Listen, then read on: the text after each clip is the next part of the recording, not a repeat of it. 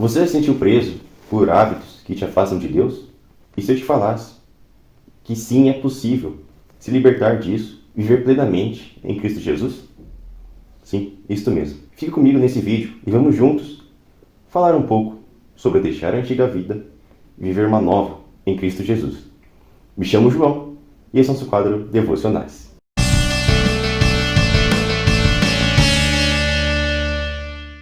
Olá! Hoje vamos falar um pouquinho sobre deixar a antiga vida, uma vida de pecados, e ir para ser uma nova criatura em Cristo Jesus. O nosso texto principal está na segunda carta aos Coríntios, no capítulo 5, verso 17, que nos diz o seguinte: Portanto, se alguém está em Cristo, é uma nova criação. As coisas antigas já se passaram, e eis que fizeram-se novas. Ao aceitarmos Jesus como o nosso único e suficiente Salvador, precisamos deixar as nossas antigas atitudes, as nossas antigas paixões carnais para trás, e fazer-se uma nova criatura. Assim como o nosso texto diz. Assim, pois, considerem-se mortos para o pecado e vivos para Cristo. Essa é uma passagem que você pode ler em Romanos 6, que diz a mesma coisa. Nas duas cartas, Paulo diz que devemos nos considerar mortos por pecado, a nossa antiga criatura, nossa velha natureza, morta, e sim, agora, viver uma nova natureza, ser uma nova criatura, viver exclusivamente para Cristo.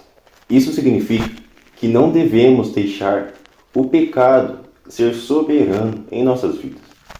Não deixar que o pecado reine sobre nós, fazendo com que obedecemos ele e fazermos obras malignas. Não devemos usar o nosso corpo como instrumento da injustiça, mas sim da justiça de Deus. Em Gálatas 2:20, Paulo diz a seguinte afirmação: Fui crucificado com Cristo.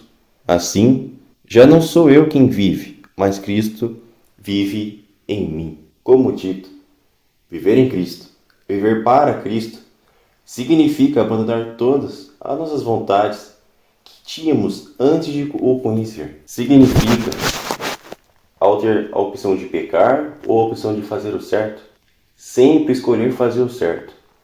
Por mais vantajoso que seja o pecado, devemos sim escolher fazer o que é certo. O grande problema da sociedade e de nós mesmos é que muitas vezes escolhemos esse lado errado.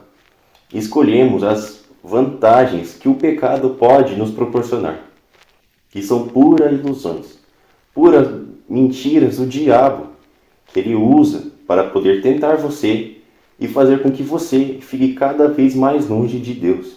Porém, o que esse texto em Gálatas nos chama a atenção é que a gente deve ser sim crucificado com Cristo. Ou seja, deixar todo esse pecado que a gente era escravo lá na cruz. Jesus já pagou o preço. Então não precisamos mais sofrer por isso. O reino das trevas não reina mais.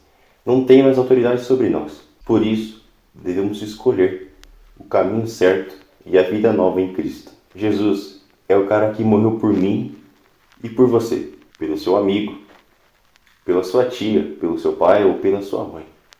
Jesus morreu por todos nós, mesmo sabendo que nós não merecíamos, mesmo sabendo que nós o rejeitaríamos todos os dias.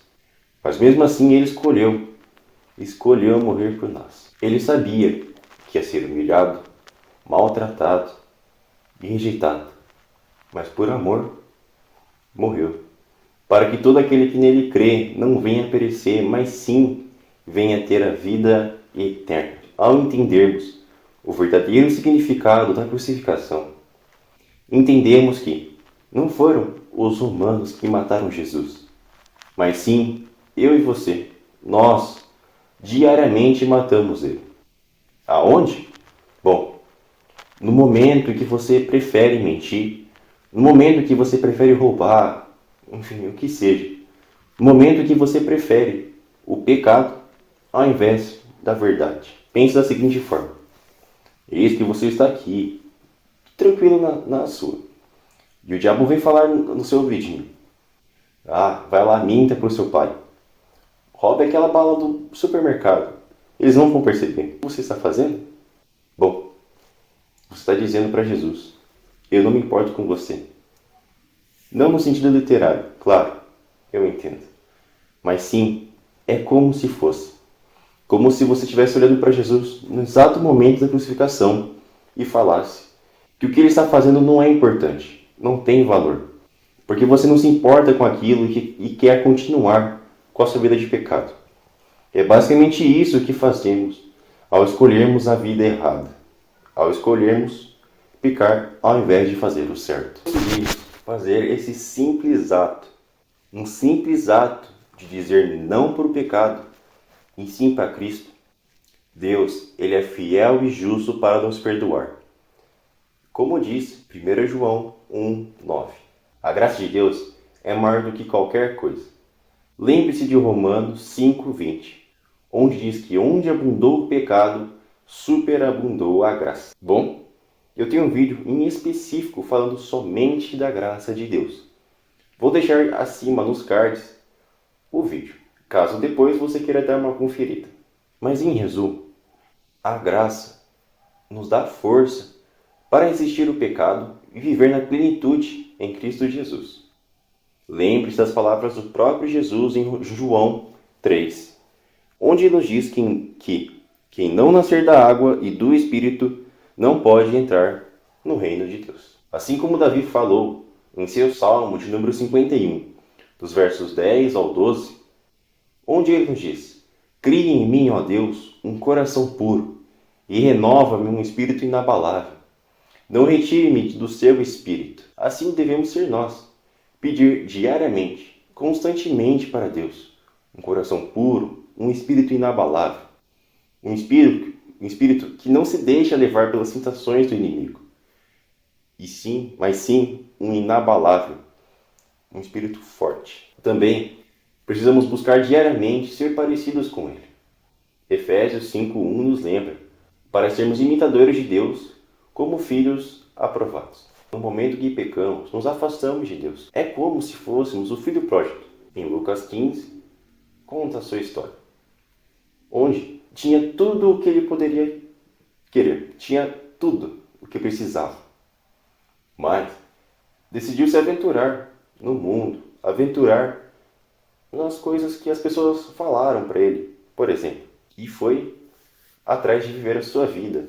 A viver das suas vontades, das suas paixões. E bom, como vocês sabem, ele chegou a comer até a comida dos porcos, porque não davam comida para ele. E é assim conosco, quando escolhemos pecar. Nós temos tudo em Deus, mas a partir do momento que escolhemos viver a nossa vida, viver as nossas vontades, viver o que achamos certo, saímos da presença dele e vamos viver nossa vida lá, longe, no mundo, vulneráveis a receber todo tipo de humilhação, todo tipo de engano, que assim como ele, que comeu a comida dos porcos, estamos vulneráveis a sair da presença de Deus em definitivo. Mas assim como a história do filho pródigo, nós também temos uma solução. Lembre-se do final da história. O filho pródigo decidiu voltar para casa, voltar para os braços do pai. E o que o pai dele fez? Bom, preparou um banquete para ele. Quando, ao ver ele à distância, correu e o abraçou, de tanta saudade que estava. Fez um enorme banquete, preparou tudo o que tinha para receber o filho dele de volta. O filho que estava perdido. Assim também é a nossa vida com Deus. Nos afastamos dele. Mas Deus não nos condena por causa disso. Mas sim, ele fica esperando a gente poder voltar para casa. Fica esperando de braços abertos, para que quando retornarmos à presença dele, ele vai fazer um banquete para nós. Lucas 15:7. O próprio Jesus nos fala: eu digo que, da mesma forma, haverá mais alegria no céu por um pecador que se arrepende do que por 99 justos que não precisam se arrepender. Jesus te espera de braços abertos. Basta você largar a sua vida de pecado e retornar para o Pai. Retornar para aquele que o te amou antes mesmo de você nascer. aquele que morreu por você na cruz, carregou o peso que ninguém poderia carregar.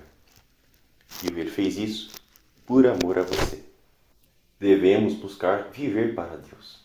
E quem querer viver para suas próprias paixões, infelizmente terá que ouvir: apartai-vos de mim, pois eu não vos conheço. Devemos buscar ao máximo não ouvir isso, mas sim ouvir um: chegue-se a mim, meu filho amado. Mas aquele que beber da água que eu lhe der nunca terá sede, porque a água que eu lhe der se fará nele uma fonte de água que salte para a vida eterna. Jesus nos chama para algo totalmente novo, algo totalmente renovador. Não devemos ficar presos ao passado ou ficar presos nas nossas antigas vontades e nossas antigas paixões. Lembre-se dessa frase: quem morre uma vez, morre duas vezes. Quem morre duas vezes, sempre irá viver. Quem nasce uma vez, morre duas vezes. E quem nasce duas vezes, sempre irá viver. Este foi o vídeo. Espero que você tenha gostado. Se você gostou, deixe o seu like. Se inscreva aqui no canal para mais. E escreva aqui nos comentários também como você tem vencido o pecado. Espero você até numa próxima e que Deus te abençoe grandemente. E lembre-se, vivam para Cristo e abandone essa vida de pecado. Deus abençoe grandemente.